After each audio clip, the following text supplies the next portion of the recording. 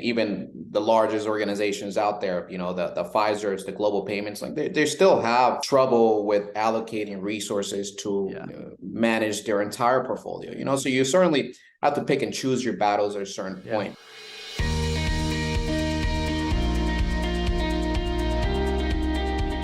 Hey everybody, had a great episode today with Sebastian Biles talking about innovations in payments. Unfortunately, Patty Murphy wasn't available today to join me, and so I did this one solo. But we covered some fantastic information. Towards the end of the interview, we get into ChatGPT and AI and all of this and talk about how it's going to impact payments. And so Sebastian and I had more of a kind of an in-depth conversation of what the future could look like. But then I go right into a questions from the field, like an extended version, and I literally talk you through, or if you're watching the video version, I show you how you can use ChatGPT to grow your payment processing portfolio. I give you 3 really practical, simple things that you can do to make your dramatically, more efficient with your time and grow your portfolio. So you're definitely going to want to check that out. Now, before I dive in today, let me clarify here that neither Sebastian or Arkham has ever paid me for consulting or advertising or anything like that. And also ChatGPT, as much as I'm promoting them in this episode because I think it's so efficient for our industry, in no way do I have any kind of a advertising relationship or beneficial relationship with that company. I'm just promoting it because I think it is fantastic. So my name is James Shepard. Thank you so much for taking time to listen to this episode of the Merchant Sales Podcast. Let's dive into our interview today with Sebastian Biles. Hey, everybody. I'm here today with my good friend, Sebastian Biles. How are you doing today, Sebastian? Pretty good, James. Pretty good. Good to be back. Today, Sebastian and I are going to be talking about innovation in payments. We're going to cover a wide range of topics, but I wanted to start out today by having Sebastian explain a little bit more about his journey. And so, Sebastian, tell us how you get into this crazy industry, and then also about Arkham. Dive in a little bit more detail and tell us more about how Arkham works and this journey that you've had of trying to improve attrition. Absolutely. So I kind of always like to dive in terms of getting my strides in data from grad school. So I went to grad school, applied master's program, and this is really where I got the data bug from, and ultimately, learn how to leverage data and other techniques, right, in terms of statistical modeling to really solve business issues. Shortly out of grad school, I went to work for a large consulting firm where we helped publication companies reduce subscriber churn. So this is right around the turn where subscription revenue is the majority of the revenue that publication companies generate. So that protection of that of that subscriber base essentially became of most important for publication companies, since a lot of that revenue that was driven through advertisement on the print side started to dry up, right? So newspapers got really smart maybe some 5-10 years ago in terms of how can we leverage analytics to really drive or maximize yield per subscriber, while at the same time, taking into consideration things like customer churn, right? The moment you raise rates along a certain subscriber base, that's the moment that you start seeing an increase or a spike in churn associated as well. So I did that and really got to learn specifically how to hone in my skill set in terms of applying it into a business context where we have actual real world data and we're applying it and seeing results on an almost real-time basis. Fast forward, I ended up getting a job at Evo Payments, and then there is really where I got my feet wet as it came to merchant acquiring, specifically payments processor with a large acquirer. And in there, that was probably a crash course on payments 101, right? I mean, this is the team that essentially took Global Payments public. So I was benefited from being in the same room and the same office essentially as a lot of these decision makers who have had ample of experience, not only growing a merchant portfolio, but also even taking one of these companies public. So from there, what my jobs was, portfolio analysis and really seeing what's our margins across our different markets and really helping manage or provide some visibility into that portfolio. Well, during my tenure there, I learned that, hey, customers are also leaving their payments processor, very similar to, how they were leaving the publication companies. So I just put 2 and 2 together and realized, hey, a lot of the methodologies and tech that we're using in the publication industry can really be applied here in the payment sector. especially given that the fact that the ROI is significantly higher behind saving one merchant versus maybe saving one subscriber. Right. And at the same time, the quality of that you find in payments data, it's really unparalleled to anything else we've ever seen. So we decided to, hey, let's take this a shot. Let's give this a shot, and maybe fast forward a couple of years later, and we were essentially productizing this algorithm that was created or essentially experimented through that EVO portfolio, right? Since then, we have obviously expanded in terms of our scope and our ability to really get those accuracy metrics up, and at the same time provide enough time in advance for our customers to engage that merchant that might have been flagged, and give them enough time to actually retain them, right? So nowadays we work with 5 retail wholesale ISOs.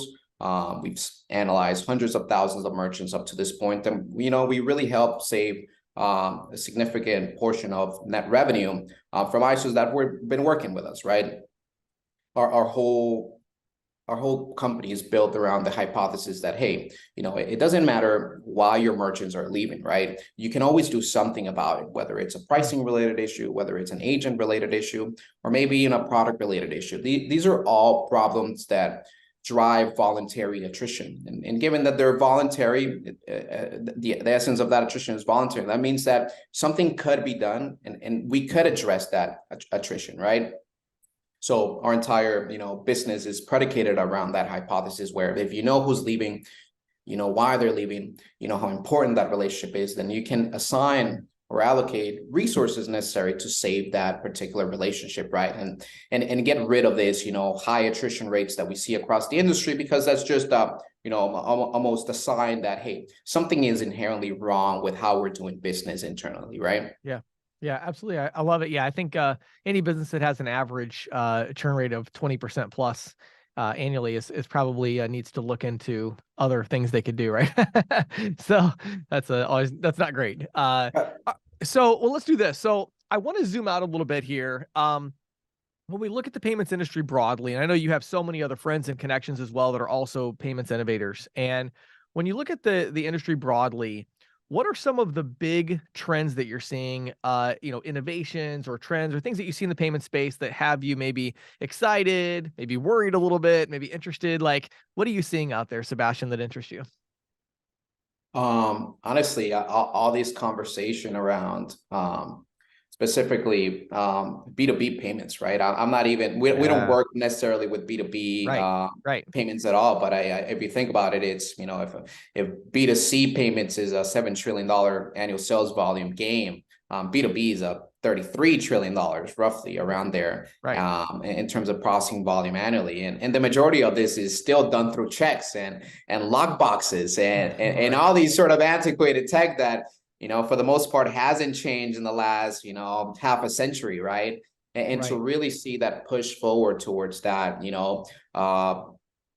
click pay or Insta or link to pay or ACH transfer, real-time payments within that B2B segment, and really removing that friction from even, as myself as a business owner, sometimes we still send checks out, right? Yeah. And it's such a hassle from the back room, making sure that the check is drawn on time and then sent over, and maybe there is no real safety or security features associated with that particular transaction. But, and now let alone the vendor who gets paid on the other end, maybe they had net 30 terms. Now your check is en route, maybe it clears within the time period, and you're looking at a 50-60 day maybe turnaround from an invoice you received. So I'm excited for what's going on around that B2B payments transformation. Like, got a couple of friends who are working within that segment, and it's very exciting to be anywhere from one click pay your invoice to financing or using analytics or AI machine learning to finance particular invoices that are coming in. And I think this is a very exciting time for our industry.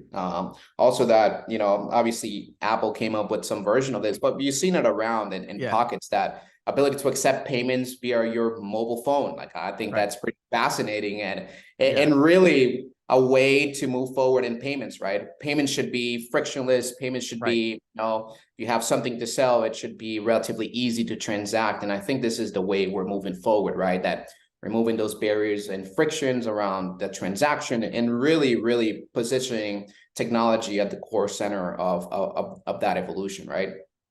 If you owned an ISO today, right? What would scare you? What would you be looking at? Maybe not scare you, but what would you look at and say like, crap, like we we got to do something about this in the next 3 years? Like, is there any like trends that you look at like that are kind of, you know what I mean? Do you think the ISO should maybe be paying more attention to or anything? Is there anything like that that stands out? You know what, the ISOs have done a very great job as distribution channels to really build those relationships out with the merchants, right? And don't get me wrong, there is no tech that's going to replace that relationship, human to human interaction that you build out from establishing that trust, right? But I do, you know, I do also see a lot of shifts going on in the industry where, you know, the ISOs where the ISOs of yesterday may not survive what's coming next, right? And this can stem from, you know, players like Toast emerging and really sort of cannibalizing that whole, you know, from product deployment all the way to the processing. Right. So these players that are coming into the field are not coming in from maybe a sales mentality, right? It's almost that tech mentality, and how do we, you know, automate as much as we can? How do we eliminate, you know, frictions and that human interaction as much as possible, because that doesn't become scalable as you continue to grow over time, right? So I would just, you know, if I had an ISO, I would, you know, very much invest very heavily in how can I optimize my day-to-day operations while leveraging technology as much as possible to do a lot of the heavy lifting. And, you know, for example, in our case, right? I mean, you once you grow to 5,000, 10,000 merchant portfolio, it becomes very hard to have those interactions and those intimate relationships with each one of your merchants the same way you maybe did when you first started onboarding accounts, right? But using or leveraging a technology like ours will really allow you to sort of scale that white glove approach, right? Where maybe you're no longer doing it for everyone, but you're still you're still doing that hand holding because you're leveraging technology to do so, right? So I think that's sort of where we shift or where we continue to evolve. It becomes less about just selling you on a, you know, save you a couple of basis points, but instead expands to this almost like ISOs and acquirers becoming really that advisor or third party advisor for the merchant as it relates to, you know, obviously payments processing fees, but, you know, even, hey, how can I get plugged into an omni-channel solution so I can start selling online, right? Yeah, I like it. To me, Sebastian, it's like, as you were talking, I was thinking of these two words. You mentioned both of them, friction and focus. It's like, you know, if I was an ISO today, which I'm not, you know, but I sold my last ISO 7 years ago, but if I had an ISO today, it would be, where's the friction? And we have to remove it. And that friction could be like for the agent, you know, for the reseller, you know, some of the application processes these agents go through that I see is just absolutely arcane. It's just ridiculous. Still pen and paper, you know, I mean, literally, yeah. And even and there's like, oh no, ours is on a tablet. It's like, well, if you have your 17-page DocuSign on a tablet, that doesn't count. Like, that's still, like, the fact that they're using a smart pen instead of a real pen, it's still a pen. Like, you know what I'm saying? Like, that's not good. So I think there's that friction. And then of course the merchant, same thing, so much friction there. But also the focus, right? Because they have to focus on a lot, you know, which verticals we're going to go after. Like, what, you know what I mean? How are we going to compete? Which merchants are we going to reach out to your point, using technology like Arcam? Who are we going to reach out to? Right? We can't reach out to everybody. It's like focus. They got to be able to focus the resources if they want to compete. Like you said, they can't remain competitive if they're just kind of scattershot trying to do everything for everybody. Right, because I mean, at the end of the day, let's be honest. I mean, even the largest organizations out there, you know, the Pfizer's, the Global Payments, like they still have, you know, trouble with allocating resources to manage their entire portfolio. So you certainly have to pick and choose your battles at a certain point, right? And I think that this is the point where technology really comes into play. Whether it comes from, for leveraging for retention purposes, pricing reasons, or pricing, repricing that portfolio, to all the way to even, reacquiring merchants that might have left the portfolio, right? These are all techniques that are commonly used in other verticals out there, where really facilitates or streamlines that ability to do business with, as smart as possible, right? Yeah, absolutely. So here's my next question, and this is something I think a lot about. It feels to me, Sebastian, like we kind of have these two different worlds that have, kind of developed. On the one side, we have this kind of ISO agent world, and in a lot of ways, it's a legacy payments world, and a lot of companies are doing great. They are trying to embrace technology and all that, but by and large, you've got this kind of legacy world, and they are, like you mentioned earlier, so good at distribution, really, and they have such great relationships with merchants and all that.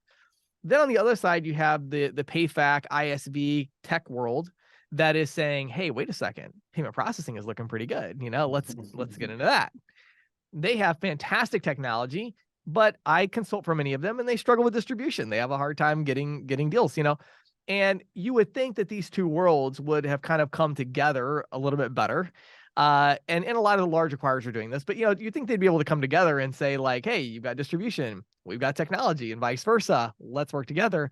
And we've seen that a little, but not as much as I thought we would. I was just curious if you have any thoughts. I mean, why are these two worlds kind of clashing more than partnering? I think you're spot on. And really, if you see any collaboration coming in from, even an ISV to a big processor, it comes from a, more of an acquisition perspective, right? I mean, look at Payrix, exactly. Look at Payrix coming into FIS, and you see this picture play out time and time again, right? So there's certainly, the big processors are certainly aware of this, and for them, the way to move forward from there is, to try to acquire as many ISVs as they can, and you sort of have seen this big or huge drive towards, hey, you're an ISV or a PayFac, like, work with us, right? But I think that the big divide potentially comes from, you're approaching this particular, call it a problem or opportunity from different lenses, right? From an ISO, traditional ISO, these are sales organizations, right? Which require or rely on, hey, I go out and start knocking on doors, maybe pick up the phone and start dialing numbers to really acquire as many accounts as you can. And these are, based on sort of that old school, relationship, establishing trust, coming into the store physically, right? Which is a very different philosophy that tech companies operate in, right? The ethos of a tech company is, how do I eliminate that human element out so I can streamline my operations as efficiently as possible and scale quickly, right? And at times, those two approaches are at odds with one another. Right. And even from, I feel like I experienced this significantly when I first got into the industry. It's I have this sort of, great idea. I know that everyone's going to buy because, hey, everyone has an attrition problem. And I realized that maybe for the first year and a half, I was so focused on our tech. And every time we had a conversation with someone, it's like, oh, yeah, we have a 90% accuracy rate within a 12-month period, and all these other, essentially stats that I cared about because I was deeply involved with the development of this product. But someone from a sales organization doesn't really care about what my accuracy rate is, doesn't really care how many merchants I'm able to predict on a monthly basis. All he cares about is, what does this mean to my bottom line? Right. And how are my residuals going to be protected if I make this investment of, $5 per merchant, right? What is this going to yield me? So it's, first of all, very hard to have a conversation. Is kind of like, maybe throwing politics a little bit in here, right? When you have an extreme right and an extreme left person in the same room, you can even have a discussion that, even though we don't philosophically agree with where we're coming from, at the very least, we should be able to find some common ground, right?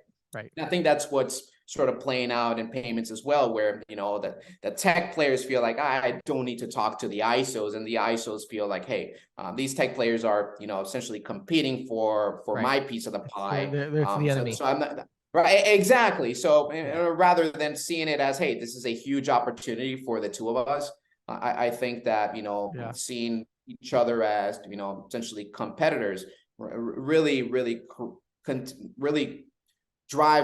continues to drive that divide forward, which, you know, I'm a big believer that, hey, if both parties come together to the, you know, to the table, I think that everyone would benefit, right? It's not a zero-sum game. I think that ISVs working along with ISOs and processors can really prosper in a world where, you know, personalization and access to solutions that are specific to my store or my business are really important, right?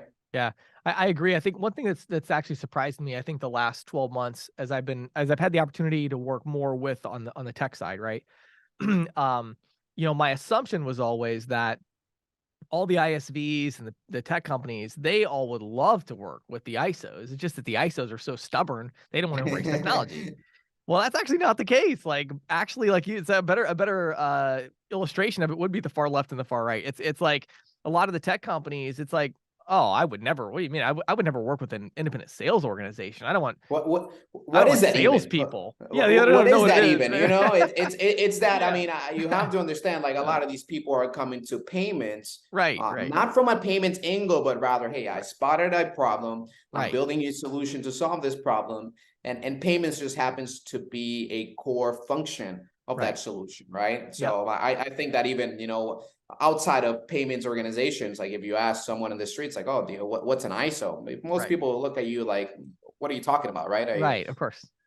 Yeah. So, well, I think the other thing that's interesting, Sebastian, is where we're at with it now. I find so intriguing because today, if you went to most ISOs, you know, and said, "Are you embracing technology?" and, you know, and everything, it was, oh, of course, because we offer Clover, we offer Zuza, we offer, you know, these 17 different point of sale systems, and we offer the Valor suite and the Deja Vu suite and the, you know, like, and it's like, well, no, but I'm saying, are you like partnered with technology? Like, is it a core part of your operation? Like, how are you now changing the sales process to embrace these systems? And how do your salespeople know which system to sell to which vertical? And what type of marketing materials are you producing for that vertical that explain that solution in a way that, you know what I'm saying?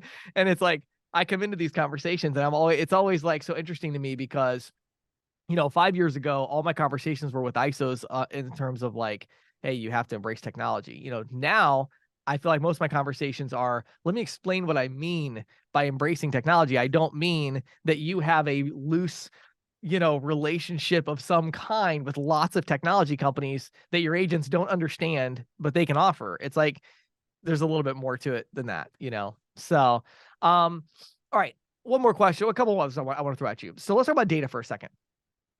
Ultimately, the payments industry, you know, one of the big things we have is lots of data, as I know you're an expert in, and you primarily have a tech play on data. You're using this data to predict attrition and things like that.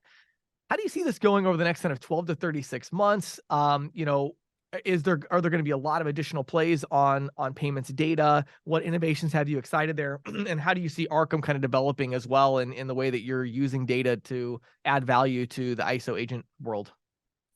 That's a great question. And to be honest, you know, I'm excited for the next 12, 36 months ahead because, you know, even when you're fully ingrained in one specific issue or one specific use case, you know, sometimes you get a bone thrown your way, for example, you know, and now we're exploring, you know, from, you know, complete left field that came to us, you know, we're pitching this financial services company and they said, well, are not really interested in predicting our, you know, what accounts are leaving our merchant acquiring book, but we're very interested in seeing if we can apply this to our depositors and savings accounts.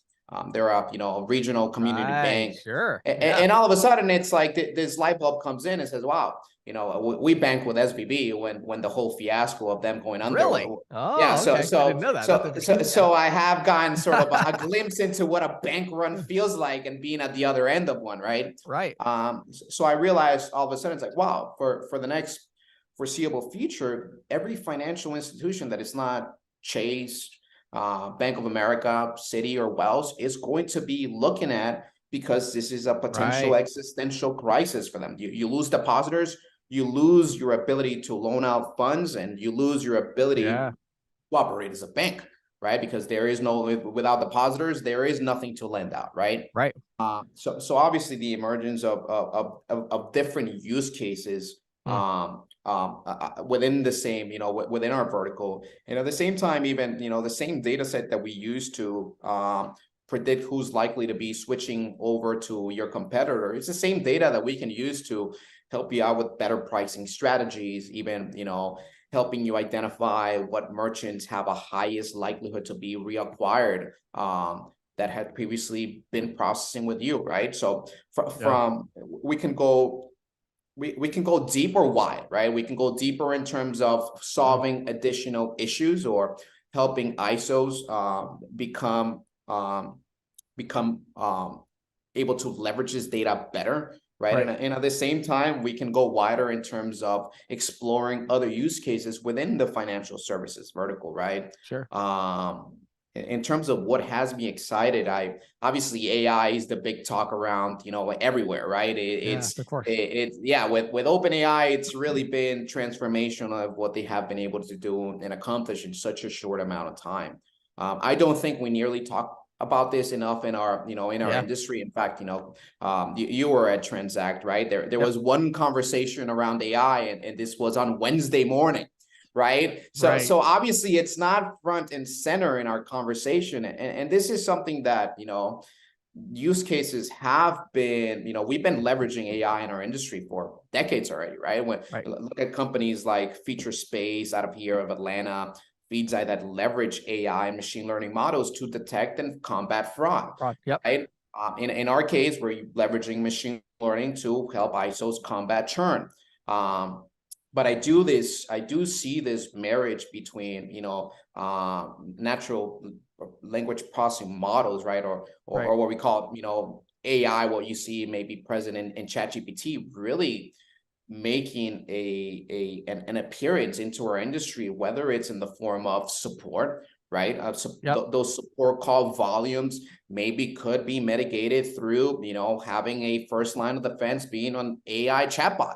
Right. Or at the same time, at least in our specific business, we're thinking about using it to help the retention manager create that content that's going out to that merchant that was flagged to be at risk of leaving. Right. So one of the questions we got, probably, when we first initially got started is, well, this is really good. I know exactly who's going to leave. I don't know why they're leaving, but what should I do with this information, right? And for us, it was like, hey, James, this is your portfolio. I mean, you got to reach out. You got to do your thing. You know best. Best. You're the one who onboarded this account. Right. But we're really seeing that instead of leaving that up to the client, really providing them with the right framework and tools to potentially predict who's likely to churn, why they're likely to churn. And here is a template, whether it's depending on the channel. Is this an email template, or is this a call template, or a call script that will go directly to that merchant once you click send, right? So really taking care of that end-to-end sort of solution that we always envision around, churn mitigation, right? Where it's not only do we provide you with the analysis to identify who needs to be contacted, but also here's the content that you're going to use to leverage and contact that merchant to maximize your likelihood or probability of saving that account, right? So I'm very excited with, obviously, what's going on around the AI space. Obviously, I'm a little biased in that front, but I think that haven't even scratched the surface of what's possible, especially as we marry these, sort of complex AI models with obviously the data we have available as an industry, right?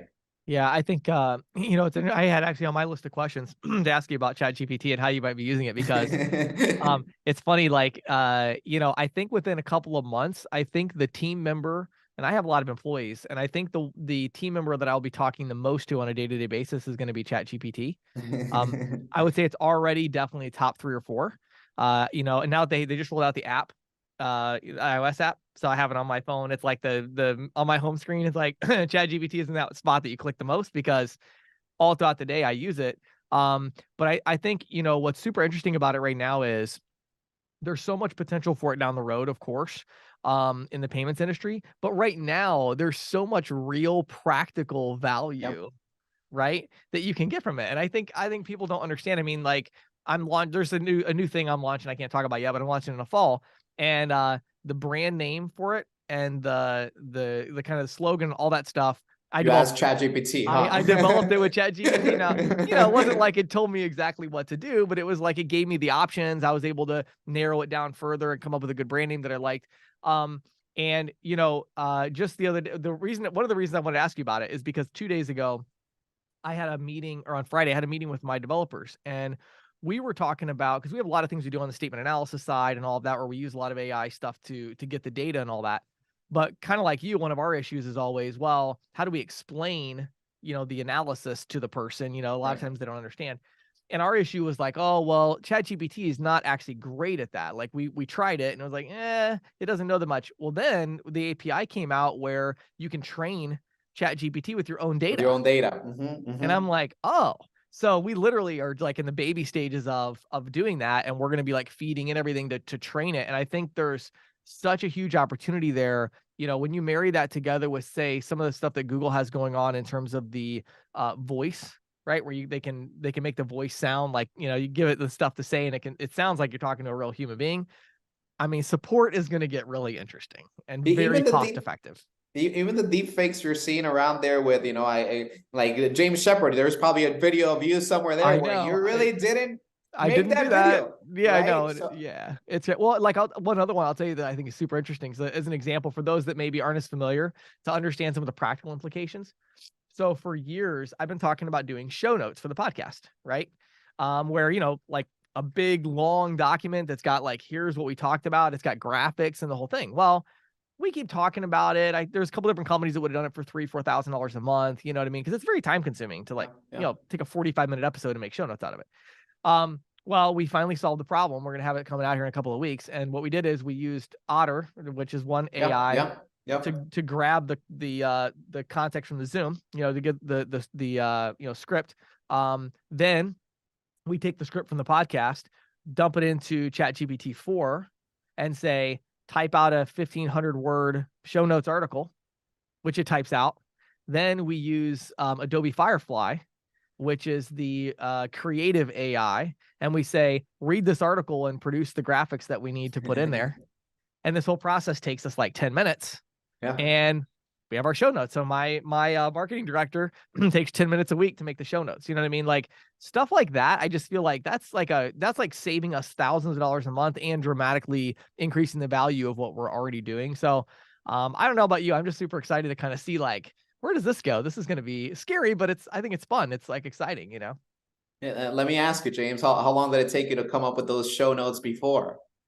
Well, we never did it because, like, so what happened was, one time I tried to do it and I had one person who took about, I think, something like 3 hours to type up the notes, maybe 4, something like that. Then we had a different person, because you can't just publish the like, you know what I mean, The the transcript, transcript. the actual transcript. Like, that's Right, no right, good, you know? right. So Yeah. then I had somebody else try to rewrite it, and they worked on it for like 3 days.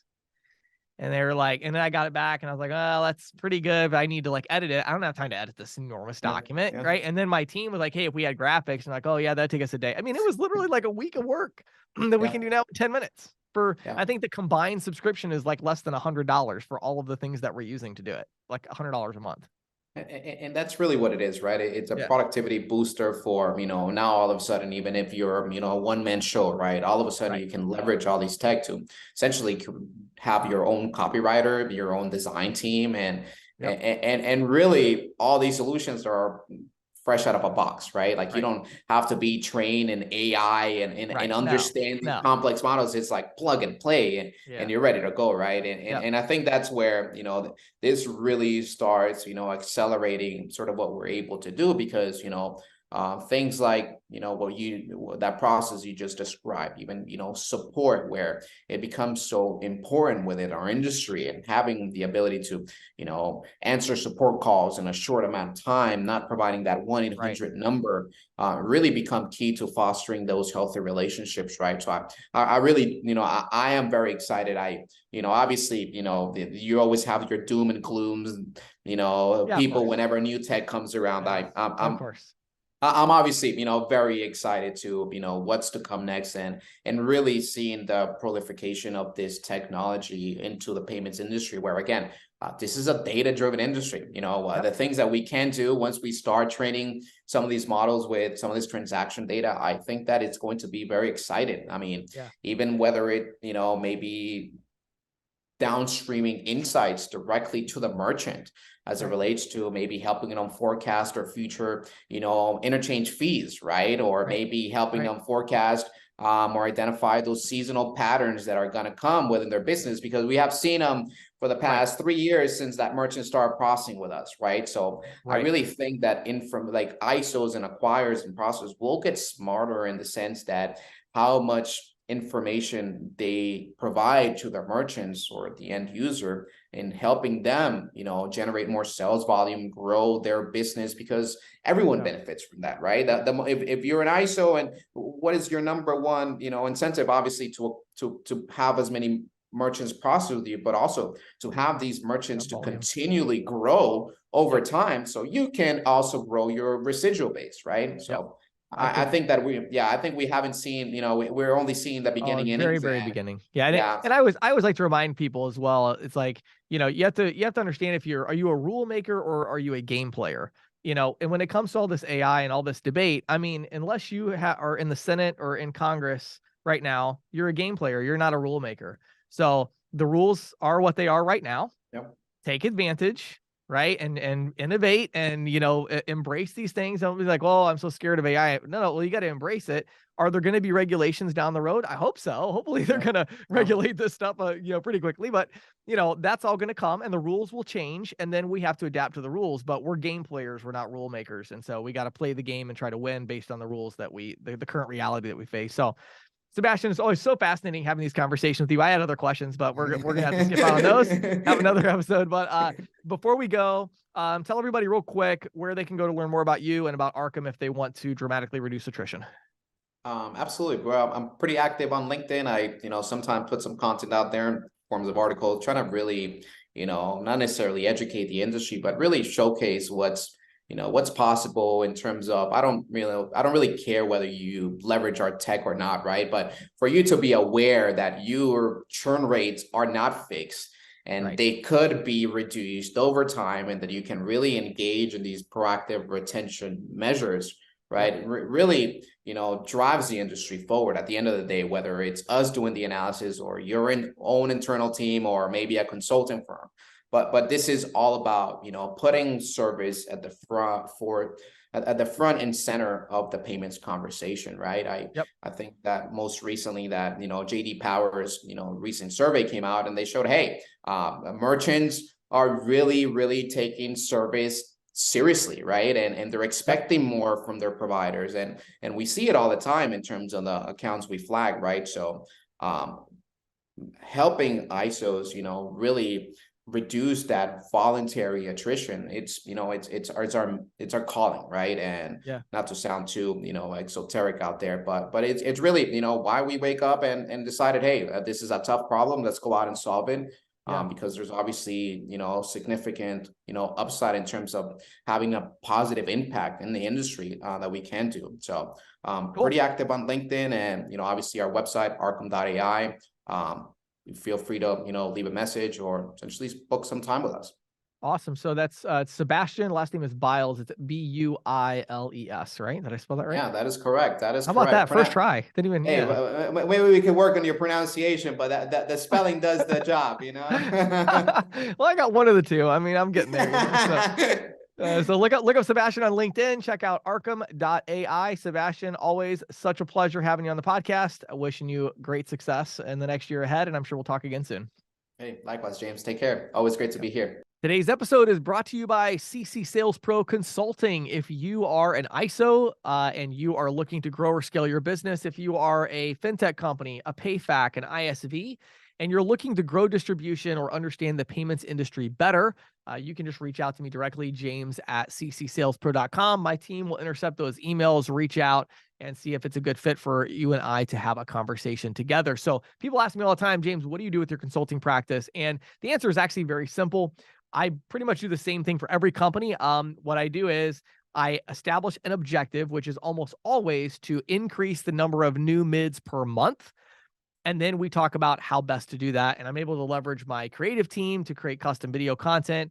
We have our publications for advertising. We have all these different things, but we also have the consulting side where I have a huge library of documents that I've created for companies on how to, recruit, train, manage, activate agents in this industry, whether it's inside sales, selling technology, outside W-2, outside 1099, local team, national team, worked with all of those. So if you're serious about growing your team and you'd like to personally work with me in order to do that and have at your disposal my entire team and all of their expertise on payment processing, statement analysis, content creation, marketing, recruiting, et cetera, and you'd like to learn more about our consulting practice, just shoot me an email directly, james@ccsalespro.com. Again, it will get filtered out, but it'll be intercepted by my team, and they'll reach out and find out if it's a good fit. So my name is James Shepard. This episode is brought to you by CC Sales Pro Consulting. Now let's dive into this really cool questions from the field about ChatGPT. Hey, everybody, in questions from the field today, I'm going to answer the question of how could an ISO or an agent use ChatGPT to grow their portfolio. Now, for those of you that are listening, rather than watching the YouTube video version of this one, I'm going to talk you through this so you'll be able to understand, I think, most of it. But for the rest of you, I am going to go ahead and share my screen. And I have ChatGPT 4 pulled up. So I wanted to walk you through a couple of things for those of you that are a little bit, new to this concept. I have been using ChatGPT since the day it came out, and I love it. Make sure that you have the paid version, first of all. I think it's still $20 a month right now. Otherwise, when you type stuff in, it takes quite a while to get a response back. I can assure you, you will get $20 worth of value like the day that you get it. So I wanted to just run through a couple of things real quick that you can do to use ChatGPT to grow your book of business. Number one on my list is to understand specific business types. Okay. Now, remember, ChatGPT is on your phone now. So if you have an iOS, I don't think they have the Android one yet. I use an iPhone and they have it live there. But for these, for these situations, let's say that I'm walking into, let's say I'm walking into a small transmission shop, and maybe I don't really think too much about that. Well, I could type out to ChatGPT and say, give me 2 paragraphs on the challenges facing small transmission shops in the US market, and specifically around how they accept payments. And we'll just go with that. All right. So I will read you. And again, I have never done this. Is the first time I've ever done this one. I'm just going to literally read you exactly what ChatGPT has typed out. Now, one thing to keep in mind while ChatGPT is generating this response, remember that ChatGPT, the data in it is started 4 years ago and backwards. In other words, they don't have information from the last 4 years. So be careful about asking about trends from the last, 4 years. And also remember, of course, it can be inaccurate and, you can get some crazy information. So let me just read you what was given here. Small transmission shops in the U.S. market face several challenges. On one hand, market competition is fierce as they have to vie with not just other small businesses, but also with major franchise auto repair shops and dealerships, which typically have broader service offerings and more marketing resources and larger customer bases. Technological advancements are another major hurdle. As the automotive industry shifts towards electric and self-driving cars, the technology required for servicing these vehicles, including their transmission systems, becomes more sophisticated. I didn't even think of that before, right? So they might be thinking about, wow, this transition to self-driving cars and all that. What's that going to do for them? Smaller shops often struggle to keep up with these changes due to limited resources and the expense involved in acquiring and maintaining new equipment and training staff on new techniques. Specifically around payment acceptance, small transmission shops face the challenges of staying up to date with emerging payment technologies. Many consumers now prefer cashless transactions utilizing digital wallets, online payments, and card-based transactions, which require businesses to have secure, reliable payment processing. On top of that, these systems often entail additional costs for transaction fees, equipment, and cybersecurity measures. The technical aspects of integrating these payment systems into their existing infrastructure can be complex and time-consuming. There's the issue of maintaining customer trust when handling sensitive financial information. Yeah. So this is interesting, right? So I just took a minute and I read this before I go into a transmission shop. What does this do for me? Well, it puts me in a different mindset, right? I'm all of a sudden thinking about, oh yeah, if I was a transmission shop owner, I would be thinking about changes, like, and that's a great way to start that conversation. I might even go in and just say, hey, I'm a local business owner here, and I'm just curious. I mean, how's it going for you guys? Like, how do you think this transition is going to go to more of the electric cars, self-driving cars? Like, how are you thinking about that? It just gives me things to talk about, and it gives me ideas, right? Now, one of the other cool things about ChatGPT here is I can continue this conversation, right? And so I could say things like more specific. I could say like, what is the average transaction size for a transmission shop? Okay. And let's see what they give us with that. Let's see, it's going to vary greatly. It says, as my knowledge cuts off as of September of 2021, but it gives me a range of $1,800 to $3,500. And in some cases, it can go even higher, especially for complex problems or high-end vehicles. Okay. So again, this is information for me, right? Is it going to be totally 100% accurate? No, but it's like, oh, wow, transmission shops. I wasn't thinking their transactions were going to be quite that big. So number one is learn about specific verticals in the field in real time as you're out prospecting to get yourself in the right mindset to have those conversations. Number two, create marketing materials for specific verticals. I've talked a lot about this on the podcast where, hey, we want to, we really want to make marketing materials that are more specific to the vertical, right? Well, what if I decided to go to all the transmission shops? Okay. So I'm going to say here, I'm going to tell ChatGPT, write me a marketing email that is designed for these transmission shops and highlights my point of sale and payment processing solutions that provide email invoicing, let's see here, and other contactless payment technologies that allow these small operators to give their customers more payment options and get paid faster. So I'm going to let this generate here. Now, I'm not going to read the entire thing because it would take too long. But if you have not ever messed with ChatGPT before, you would be blown away by how good it is at this kind of thing. So I'll read a little bit of it, and then we'll move on to the last one, the third one.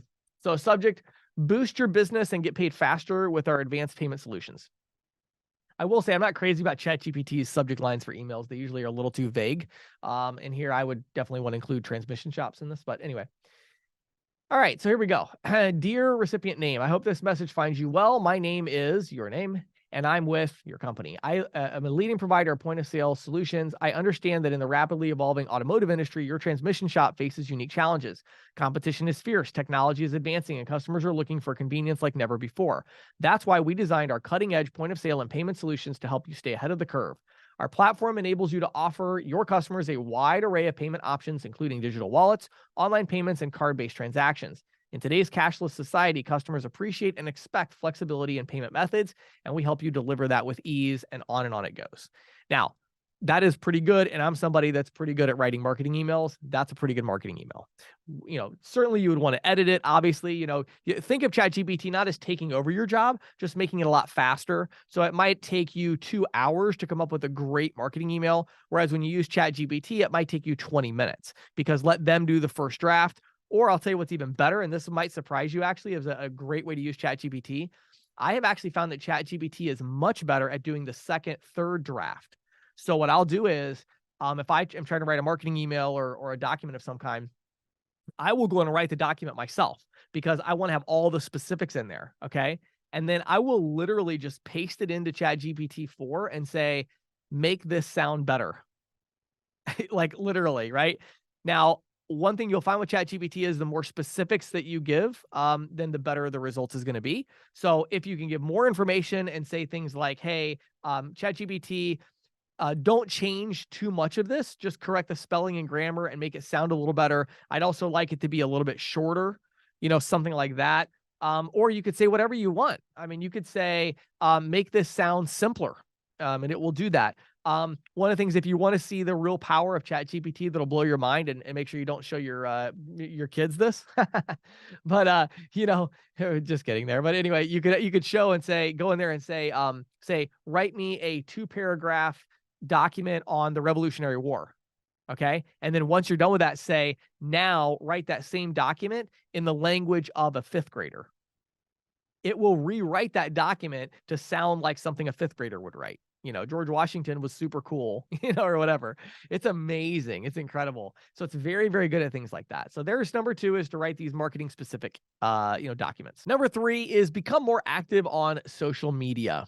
Okay. Become more active on social media. So a lot of people are nervous about posting on social media. They don't want to sound the wrong way. They don't want to say the wrong thing. And there's several really cool things you can do with ChatGPT 4 if you're a little bit more hesitant to be on social media.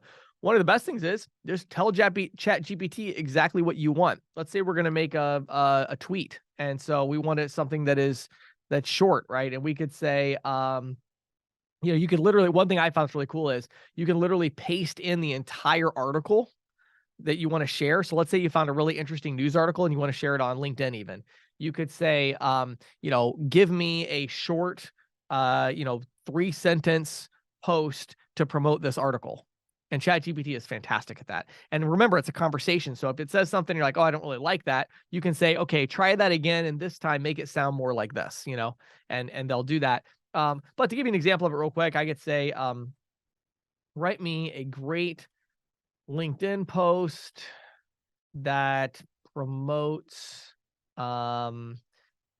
payment processing solutions for hair salons that integrates with a point of sale system for online appointment scheduling. Now, again, I'm trying to do this quickly because of the time constraints of the podcast.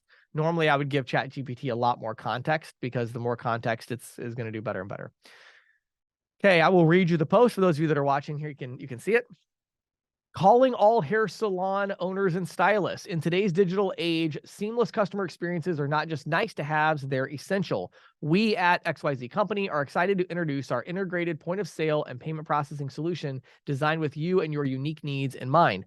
Why juggle multiple systems when you can manage everything in one place? Our innovative platform integrates payment processing with online appointment scheduling, giving you the freedom to focus on what you do best, creating fabulous hairstyles. With our integrated system, your customers can book their appointments online at their convenience. No more missed calls or late night text exchanges. Once they step into your salon, our fast and secure payment processing solution enables them to pay effortlessly using their preferred method. No more fumbling around with cash or waiting for card transactions to go through, and on it goes. That's a really fantastic post, right? So become more active. And it actually even gives you, it already has in here hashtags at the bottom, hashtag hair salon, hashtag payment solutions, hashtag appointment scheduling, hashtag business efficiency, and hashtag customer experience, hashtag POS. Like, that is fantastic. Obviously, you want to read it, you want to customize it, you want to edit it, but this is the sort of thing that can really help many of you to get over your fear of posting on social media for your company. So I just wanted to share a little bit of value with all of you today about using ChatGPT. I will be sharing a lot more down the road. We're doing a lot of really cool stuff with the API and all of that. And so there's a lot of more advanced things that can be done, but I want to show you just some really practical stuff that you can use ChatGPT for. The most important thing I will tell you is if you are not using it, you are literally falling behind by the minute, okay? Because other people are going to use this and it's just going to be so much more efficient for them. So head over to openai.com. It's OPENAI.com.